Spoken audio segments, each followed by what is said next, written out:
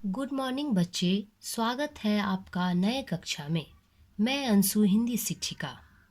आप और आपका पूरा परिवार घर में रहे और सुरक्षित रहे, उसकी तहे दिल से प्रार्थना करती हूँ। वर्तमान में लगभग पूरी दुनिया कोरोना वायरस से प्रभावित है और भारत कोरोना वायरस से निर्णायक लड़ाई लड़ रहा है। ऐसे में नए सत्र की पढ़ाई जारी रखने के लिए हम लोग ऑनलाइन क्लासेस शुरू किया है। तो क्यों ना हम समय का सदुपयोग करते हुए पढ़ाई भी जारी कर ले। मैं आशा रखती हूँ कि आपको अवश्य अच्छा लगेगा। आज का विषय हिंदी व्याकरण। हिंदी व्याकरण के अंतर्गत चैप्टर 1 हमारी भाषा, आवर लैंग्वेज के बारे में अध्ययन करेंगे। भाषा के अर्थ, मीनिंग ऑफ लैंग्वेज। भाषा संस्कृत के भास धातु से बना है। भाषा संस्कृत के भास धातु से बना है, जिसका अर्थ होता है प्रकट करना। भाषा लैंग्वेज जिस साधन के द्वारा भावों विचारों का आदान प्रदान होता है, उसे भाषा कहते हैं। भाषा के रूप, फॉर्म्स ऑफ लैंग्वेज। भाषा के दो रूप होते हैं। पहला मौखिक भाषा, ओरल लैंग्वेज। दूसरा लिखित भाषा, रिटन लैंग्वेज। मौखिक भाषा जब विचारों का आदान प्रदान बोलकर किया जाता है, तब भाषा का रूप मौखिक कहलाता है। जैसे राजा ने रानी से कुछ कहा। राजा ने अपने मन के भावों और विचारों व्यक्त करता है, वह भाषा का मौखिक रूप कहलाता है। दूसरा है लिखित भाषा। जब विचारों का आदान प्रदान लिखकर किया जाता है, तब भाषा का रूप लिखित कहलाता है। जैसे रोहन ने सोहन को पत्र लिखा। रोहन ने अपने मन के भावों और विचारों को पत्र पर व्यक्त करता है, जो सोहन को देता है। यह भाषा का लिखित रूप कहलाता है। भाषा का सांकेतिक रूप। भाषा का सांकेतिक रूप जब विचारों का आदान प्रदान इशारों या संकेतों से किया जाता है, तब भाषा का रूप सांकेतिक कहलाता है। नेक्स्ट है लिपि। मौखिक ध्वनियों को लिखित रूप में प्रकट करने के लिए निश्चित किए गए चिन्हों को लिपि कहते हैं। सबसे पहले ये जानना जरूरी है कि ध्वनि क्या होता है।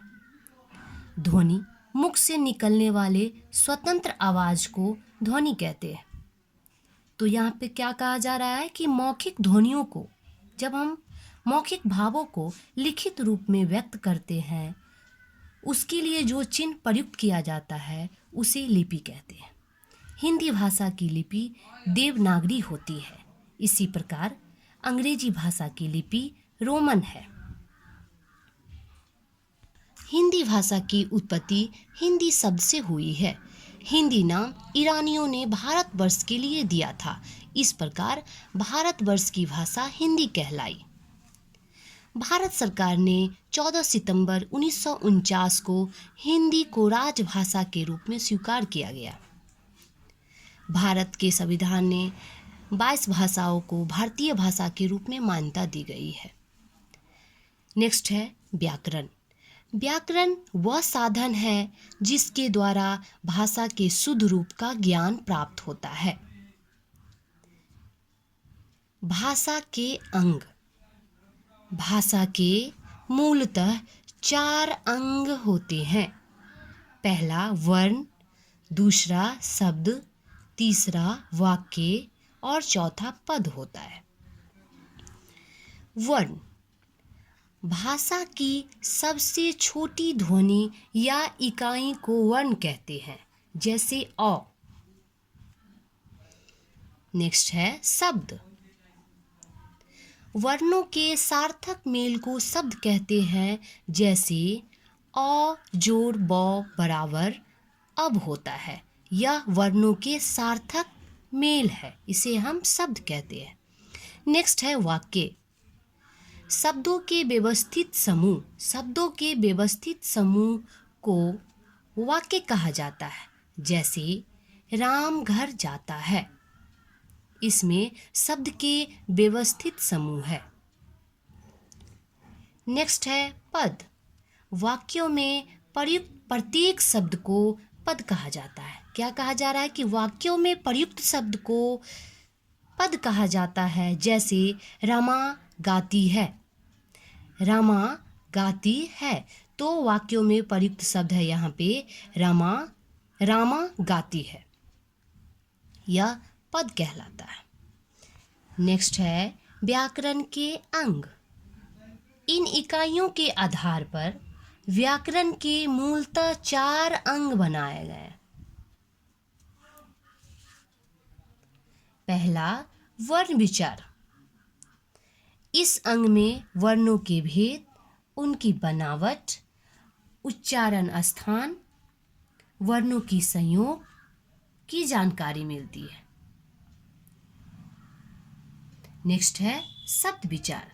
शब्द विचार में शब्दों के भेद, उसकी बनावट आदि के बारे में जानकारी मिलती है।